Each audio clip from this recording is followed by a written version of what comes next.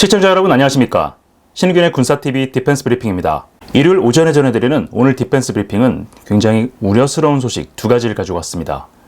하나는 중동 지역 그리고 아프리카 지역에서 중국의 영향력이 굉장히 커지고 있고 이에 따라서 무기 수출도 들어가고 있는데 한때 K방산의 아프리카 거점으로 기대를 모았던 이집트가 중국에서 대량의 무기를 구입한다는 소식이 들어왔습니다. 두 번째 소식은 우리나라와 직접적으로 연관이 있는 소식입니다. 오랫동안 호위대군 체제를 유지했던 일본 해상자위대가 창군 이래 최대 규모의 개편을 했습니다. 현재 개편 작업이 진행 중이고 이 개편 작업이 완료되면 일본은 2개 항모전단을 비롯해서 3개의 대규모 함대를 보유하게 됩니다. 중국과 일본 그리고 서태평양 전역에서 해군력을 중심으로 한 대대적인 군비 경쟁이 벌어지고 있는데 우리나라는 이렇게 손을 놓고 있어도 되는지 모르겠습니다. 굉장히 우려하는 마음으로 오늘의 디펜스 브리핑 시작하겠습니다. 최근 중국제 전투기 구매 이야기가 나왔던 이집트가 결국 미국과 등을 지기로 결심한 모양입니다. 이집트가 중국과 4.5세대 전투기 구매 계약을 체결하고 나아가 중국, 러시아와 스텔스 전투기 구매 논의를 진행 중이라는 소식입니다. 이집트가 현재 주력 전투기로 운용 중인 F-16 기체 일부를 중국제 전투기로 대체하기로 하고 중국의 신형 4.5세대 전투기 J-10C 플러스 구매 계약을 체결했다고 복수의 중동 방산 소식통들이 리포트했습니다. 이집트 현지 시각으로 8월 19일에 체결된 이번 계약은 이집트 공군력 현대화, 나아가서는 중국과의 안보협력 강화 차원에서 추진됐는데요. 중국은 수량 미상의 J-10C 플러스 전투기를 이집트에 공급하기로 했습니다. 파키스탄에 수출된 J-10C 전투기의 개량형인 J-10C 플러스는 신형 A사 레이더와 중국산 WS-10B 터보팬 엔진을 장착한 모델인데요. 중국은 이 기종이 F-16 블락 70보다 강력한 성능을 가지고 있다고 주장하고 있습니다. 현재 이집트는 F-16 4가지 모델 218대를 주력 전투기로 운영하고 있는데요. J-10C 전투기 도입이 결정됨에 따라 이집트는 기존에 추진하던 F-16 성능 개량 프로그램을 취소하고 구형 모델부터 순차적으로 퇴역시키기로 했습니다. 이집트는 J-10C 플러스 전투기 외에도 중국제 J-20과 J-35 스텔스 전투기 도입도 협상 중인 것으로 알려졌는데요. 최근 카이로에서 열린 에어쇼에서 러시아도 수호이 57 전투기로 수주 경쟁에 나섰다고 밝히면서 중국 또는 러시아제 스텔스 전투기 도입이 유력시되고 있습니다. 이집트가 중국으로부터 전투기 도입을 결정하면서 미국과의 관계는 더 멀어지게 되는데요. 중동 지역에 대한 중국의 무기 수출, 지역 정세에 영향을 미칠 수준까지 확대되고 있는 것 같습니다. 자, 이집트 아랍의 봄 이후에 LCC 대통령이 집권을 했죠. 그리고 지난해 부정선거 시비가 있긴 했지만은 어쨌든 연임에 성공을 해서 지금 장기 집권을 하고 있습니다. 인플레이션 문제도 있고 난민 문제도 있고 최근에는 국경 옆에서 벌어지고 있는 가자 문제, 인권 탄압과 독재 시비까지 정말 많은 논란이 있는 사람이긴 하지만 미국과 어느 정도 공생관계를 유지해왔던 인물이었습니다. 그런데 이 사람이 최근 들어서 급격하게 친중화 행보를 보이고 있습니다. 며칠 전에 저희가 디펜스 브리핑을 통해서 이집트가 WZ-7이라는 중국제 고고도 무인정찰기를 구매했다라는 소식을 전해드린 바 있습니다. 단순히 구매한 것이 아니라 현지에서 면허 생산을 하는 그런 권한까지 획득을 했다라고 하는데 이것과 별개로 윙룽이라고 불리는 중국제 무인 공격기 이런 것들도 다수 구매한 것으로 확인이 되고 있습니다. 자, 이 사진에서 보시는 것이 이집트 공군의 현재 주력 전투기들입니다. 저 안쪽에 F-16이 보이고요. 제일 앞부분에 있는 F-16은 F-16 블락 52 플러스라고 해서 최신 개량을 받은 모델입니다. 라팔 전투기가 보이고 뒤에 미라지 2000 전투기도 있는데 보시다시피 이집트 공군의 주력 전투기는 대부분 서방제입니다. 특히 F-16 같은 경우에는 세계 4위의 F-16 운용국이죠. 우리나라보다 훨씬 많은 수량인 240대를 도입해서 현재 218대를 보유를 하고 있는데 이 중에 상당수는 A형과 B형, 그러니까 구형 모델들입니다. 그러다 보니까 이 전투기를 개량을 하거나 혹은 대체를 해야 되는 소요가 발생을 했는데 원래 지난해 말까지 이집트는 미국 국무부, 국방부, 록히드 마틴과 바이퍼 사양으로 F-16을 개량하는 협상을 진행을 했었습니다. 이때까지만 하더라도 이집트에서 FA-50 전투기 도입 이야기가 나오고 있었고 나아가서 KF-21까지 가능할 수 있다라는 이야기가 있었는데 불과 몇 개월 사이에 이 이야기가 쏙 들어갔죠. 중국이 이집트에서 굉장히 공격적인 판촉에 나서면서 이집트 정치인과 군인들을 구워 삼고 이것을 발판으로 무기 수출을 확대하고 있기 때문입니다. 자, 이 사진은 카이로에서 열린 에어쇼에서 중국이 전시한 제-35 전투기입니다. 지금 이집트가 중국과 제-20 또는 제-35 전투기 구매 협상을 진행하고 있다고 했죠. J-10 구매 협상설은 이미 지금 계약이 체결이 됐기 때문에 사실로 확인이 됐고, J-20과 J-31 두 종류 중에 하나를 선택을 해서 도입을 할 것 같은데, 이집트가 스텔스 전투기 도입을 추진하고 있다는 소식이 전해지니까 이번 에어쇼에 러시아도 없는 살림에 굉장히 많은 대표단을 보내서 이집트의 수이 57 그리고 여기에 KH-69 순항미사일 패키지를 제안을 하고 있습니다. 이집트가 러시아제 전투기를 도입하게 되면 미국의 제재를 통한 적성국 대응법 캐사 제재에 걸리게 되고요. 중국제 전투기를 도입하게 될 경우에 결국 이 중국제 무기들과 방공 네트워크를 구축을 해야 되기 때문에 F-16 전투기에 대한 후속 군수 지원이 안 될 가능성이 있습니다.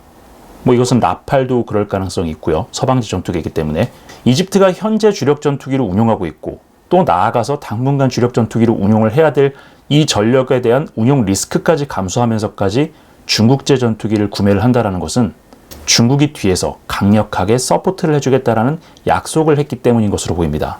실제로 이집트는 해군함정 같은 경우에는 유럽제를 굉장히 많이 사용하고 있고 지상군은 M1 에이브람스 그리고 M60 패튼 전차를 주력으로 사용을 하고 있는데 지금 이번 에어쇼 때 보면은 중국이 이집트 현지의 아랍 산업화 기구와 협력을 맺고 현지에서 생산하게 해주겠다라고 하면서 이 사진에서 보시는 VT4 전차나 SH-05 자주포 이런 여러 가지 무기들을 패키지로 제안을 하고 있습니다. 제가 이 상황이 우려스럽다라고 말씀을 드린 것은 이집트는 수에즈 운하를 틀어쥐고 있는 나라죠. 지금까지는 이 나라가 서방 국가들과 프렌들리하기 때문에 수에즈 운하를 이용하는 데 별 문제가 없었지만 만약에 이 나라가 중국이나 러시아 쪽에 붙게 되면 이야기가 좀 달라집니다. 그리고 수에즈 운하 건너편에 시나이반도 건너편에 있는 사우디아라비아도 바이든 행정부가 집권한 이후에 미국과 관계가 굉장히 틀어졌죠. 그래서 중국제 무기를 굉장히 많이 사고 있고 이것은 UAE라든가 쿠웨이트 같은 다른 중동 국가들도 마찬가지로 보여주고 있는 현상입니다. 중국이 최근에 이 중동 지역에 대한 무기 판매를 확대하면서 영향력을 점점 넓혀가고 있고요. 이렇게 아프리카 대륙 동부 지역은 물론이고 아프리카 지역의 중부, 서부 지역까지도 무기 판매, 군사 협력을 점점 확대 강화하면서 중동과 아프리카 전역에 대한 중국의 영향력이 점점 강해지고 있습니다.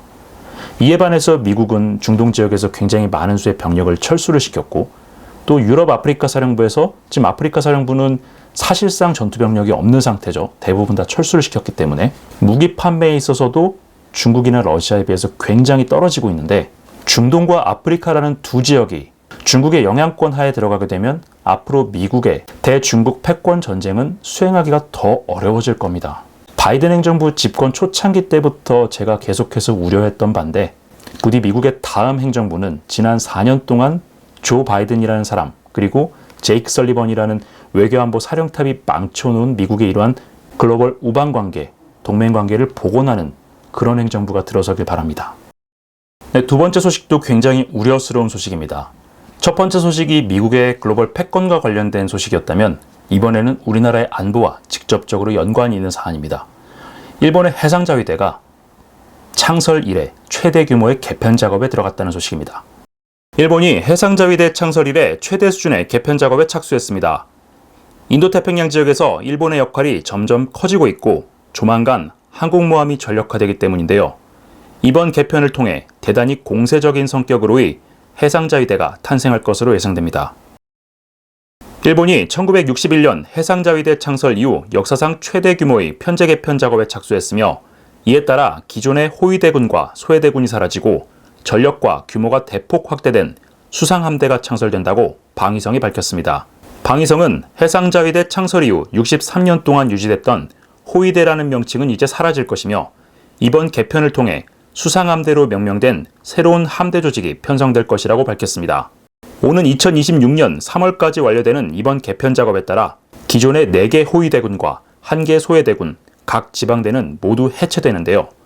기존 조직을 대신해 수상함대로 명명된 조직 예하에 수상전군으로 불리는 3개 전단이 신규 창설되고 모든 수상함들은 이 전단들에 분산 배치됩니다. 이에 따라 각각 8척의 수상함으로 구성된 호위대군 4개와 지방대 소속으로 각각 2에서 3척의 수상함을 보유하는 호위대 5개는 모두 해체되는데요.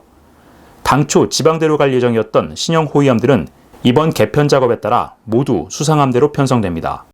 이렇게 되면 일본은 기존 호위대군 소속 32척의 수상함은 물론 모가미급과 신급 FFM 각각 12척 등 24척의 신형 전투함까지 도합 54척의 중대형 전투함을 3개로 나눠 평균 18척 이상의 전투함을 갖는 대규모 수상전단 3개를 갖게 됩니다. 일본은 이 같은 편제 개편 작업과 함께 항공모함으로 전환되는 이지모, 카가를 각 수상전단에 한 척씩 배치하고 휴가급 2척 중 한 척은 수륙양용 기뢰전군으로 명명된 새로운 부대에 배치할 예정입니다. 개편이 완료되면 일본 해상자위대는 각 해역별 방어와 해상교통로 보호에 중점을 둔 수세적 함대 구조에서 항모 전력을 중심으로 한 공세적 함대 구조로 탈바꿈하게 되는데요. 점점 그 역할과 힘을 키워가는 일본, 우리나라는 이대로 보고만 있어도 되는지 모르겠습니다. 네, 현재 시점에서 일본은 분명히 우방국이고 간접적인 동맹국이죠. 우리의 동맹국인 미국과 동맹관계에 있으니까요. 그렇기 때문에 일본의 군사력이 커지는 것은 최근 서태평양 지역의 중국의 군사적 위협이 커지는 상황에서 어느 정도 우리 안보에 도움이 되는 측면도 있지만 우리가 일본과 군사력이 점점 더 격차가 벌어지게 되면 이것은 안심할 수 있는 상황이 아닙니다. 우리 대한민국의 국가 안보의 근간을 이루는 것이 무엇입니까? 한미동맹이죠. 그런데 한미동맹이 점점 약해지고 있고 미국의 글로벌 동맹 전략에서 한미동맹의 가치가 점점 약화되고 있는 상황에서 일본이 이렇게 치고 나오는 것은 우리의 국제적 입지를 더 약화시킬 수 있을 뿐만 아니라 나중에 한미동맹이 완전히 파탄이 났을 때 우리나라에게는 돌이킬 수 없는 안보 위협이 될 가능성이 높습니다. 일본은 항상 팽창적인 입장이었습니다. 보통의 섬나라들이 대부분 다 그렇듯이 일단 대륙의 영토를 갖고 싶어 했고요. 일본의 전국 통일 이후에 지속적으로 한반도와 중국의 어떤 교두보, 식민지를 만들어야 된다는 그런 강경론들이 굉장히 많았습니다. 지금은 미국이라는 초강대국이 있기 때문에 일본은 소위 강약, 약강이죠. 강한 자에게 약하고 약한 자에게 강하고 미국이라는 초강대국이 있기 때문에 지금은 그 기세를 조금 감추고 있지만 앞으로 일본의 역할이 더 커지고 미국의 방조가 점점 더 확대되면 일본의 입장이 어떻게 바뀔지는 아무도 모릅니다. 자, 그런데 이런 상황에서 일본이 대대적인 군사력 현대화 작업을 벌이고 있고 사실상 재무장이죠. 여기에 더해서 기존에 수세적으로 운영됐던 함대 구조를 이렇게 공세적으로 바꾼다. 이것은 우리나라가 그냥 두고만 볼 일이 아닙니다. 자, 함대가 어떻게 개편되는지 도표를 한번 보시겠습니다. 방위성 문서에서 가져왔습니다. 일단 기존의 편지에서는 방위 대신 밑에 호위함대가 있고요. 호위함대 밑에는 4개의 호위대군이 있습니다.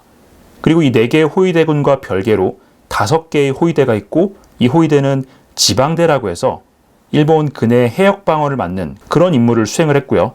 이와 별개로 소해대군이 있었습니다.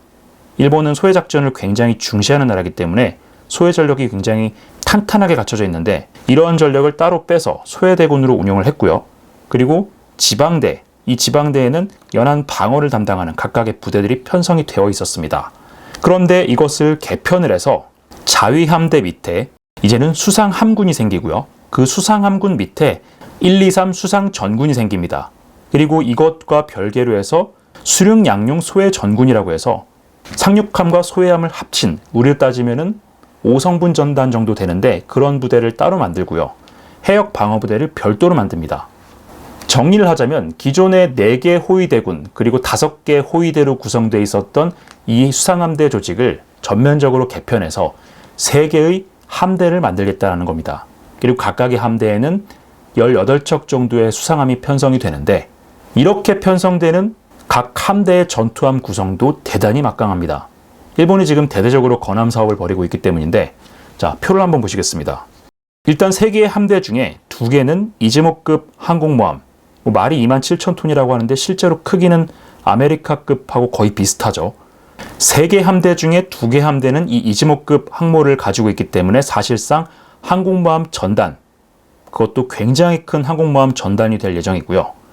휴가급 두 척이 있는데 이 휴가급은 항모처럼 생기긴 했지만은 뭐 내열 처리라든가 이런 것들이 안 됐기 때문에 F-35B를 탑재할 수는 없습니다. 그래서 헬기 항모로 사용을 하는데 한 개 함대의 기함으로 주고 나머지 함대는 소해 상륙작전용으로 뺀다라고 합니다. 구축함 전력은 정말 어마어마하죠. ASEV, 이지스 시스템 탑재함인데 현재 두 척을 건조하고 있고요. 이지스 구축함이죠. 마약급, 아타고급 각각 두 척씩 있고 마약급과 아타고급이 각각 두 척씩 있고 공고급이 네 척 있습니다. 이들은 전부 현대화 개수를 거쳐서 BMD 능력을 가지고 있고 IAMD, 즉 통합 미사일 방어 능력을 가지고 있습니다. 탄도미사일을 요격하면서 대공 방어 임무도 같이 수행할 수 있다는 겁니다. 그리고 미니 이지스함이라고 불리는 아사히급, 아키즈키급도 4척을 가지고 있고요.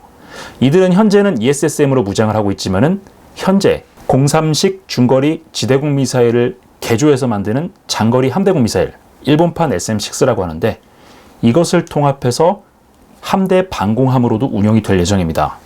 무라사메급과 다카나미급은 뭐 굉장히 많이 보던 범용 호위함인데 전부 ESSM을 주력 대공무장으로 갖고 있습니다. 그런데 2030년대 초반부터 13DDX라고 하는 7,000에서 8,000톤급 스텔스 범용 구축함으로 전량 교체가 될 예정입니다. 호위함 전력은 현재 아사기리급과 모가미급 그리고 신급 FFM 이렇게 해서 세 종류로 구성이 되는데 일단 아사기리급은 신형 호위함으로 전량 대체가 될 예정입니다. 그런데 그 신형 호위함이 기존의 아사기리급보다 훨씬 더 커졌죠.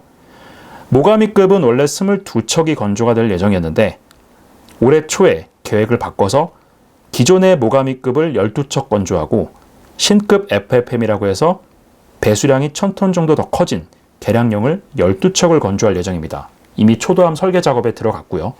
이 신급 FFM은 이 그림에서 보시는 것처럼 모가미급보다 굉장히 대형화됐습니다. 자, 원래 일본이 이 모가미급을 대량으로 건조할 계획을 세우면서 뭐라고 했었나요? 지방대에 배치해서 2성급 전력으로 쓸 거다라고 했는데 사실 이 5,500톤에서 6,500톤짜리 이 플랫폼을 해역 방어용으로 쓰는 건 좀 어폐가 있죠. 결국 일본이 모가미급의 덩치를 이렇게 키우고 대량으로 건조하는 것은 전체 함대의 덩치를 키우기 위한 그런 큰 그림이었던 겁니다. 자, 그리고 이렇게 3개 함대가 갖춰지는데 2개는 항모전단을 보유한다고 했죠. 근데 나머지 1개는 항모가 없기 때문에 2010년대 중반에 추진됐던 중형 항공모함 프로그램이 다시 시작될 가능성이 있습니다. 지난주에 일본 방위성이 엔저 현상 때문에 구매력이 떨어져서 실질적으로는 방위비 증액 효과가 없었다. 그렇기 때문에 실질적인 증액을 추진할 것이다 라고 밝혔는데 아마도 이것과 관련해서 추가적인 무기 도입 사업이나 건함 사업이 발표될 가능성이 있습니다. 한 개의 수상함대에 항모가 없기 때문에 그것을 채워 넣어야 한다라는 논리로 신형 항공모함 건조 계획이 다시 태어날 수도 있다는 겁니다. 자, 이렇게 되면 일본은 18척씩으로 구성된 엄청난 규모의 함대 3개를 갖게 됩니다. 기존에는 연안 방어라든가 해상교통로 방어에 초점을 두고 있었기 때문에 이 전력들이 발이 묶여 있었다면 이제는 해상자위대를 연안 방어가 아니라 공세적인 목적의 수상함대로 활용을 하겠다라는 그런 구상을 가지고 이렇게 함대 개편을 하고 있는 것이기 때문에 이제 동해나 동중국해, 남중국해에서 해상자위대 함정들을 더 많이 보게 될 것 같습니다. 자, 그러면 일본이 왜 이렇게까지 해군력을 폭발적으로 증강하고 또 공세적으로 전환을 시키고 있느냐? 미국의 요구 때문이죠. 바이든 대통령도 계속해서 동맹국들에게 역할을 요구하고 있고 11월에 대선이 어떻게 될지 모르겠지만 민주당과 공화당 양쪽 모두 동맹에게 역할 확대를 요구하고 있습니다. 유럽 지역에서 나토 동맹국들의 어떤 역할을 해야 된다면 그 대상은 러시아가 될 것이고 미국이 가장 중시하는 인도태평양 지역에서 동맹국이 어떤 역할을 한다면 그것은 중국을 겨냥한 것이 되겠죠. 그리고 중국도 최근에 054H형 그리고 054B형 같은 신형 호위함들을 계속해서 만들어내면서 동시다발적으로 대량으로 찍어내고 있습니다. 그야말로 전 세계가 해군력, 공군력을 중심으로 해서 군비 증강의 폭주 열차를 타고 있는데 우리나라가 발표한 내년도 국방 예산안, 인플레이션을 감안하면 실질적으로는 마이너스죠. 우리 정치인들이 역사를 잊은 민족에게는 미래가 없다라고 자주 이야기하는데 100년 전에도 이런 식으로 국방을 소홀히 했다가 국권을 피탈당한 아픈 역사가 있었다라는 건 왜 기억하지 못하는지 모르겠습니다. 우려스러운 마음을 전하면서 오늘 디펜스 브리핑 마칩니다. 시청해주셔서 감사합니다.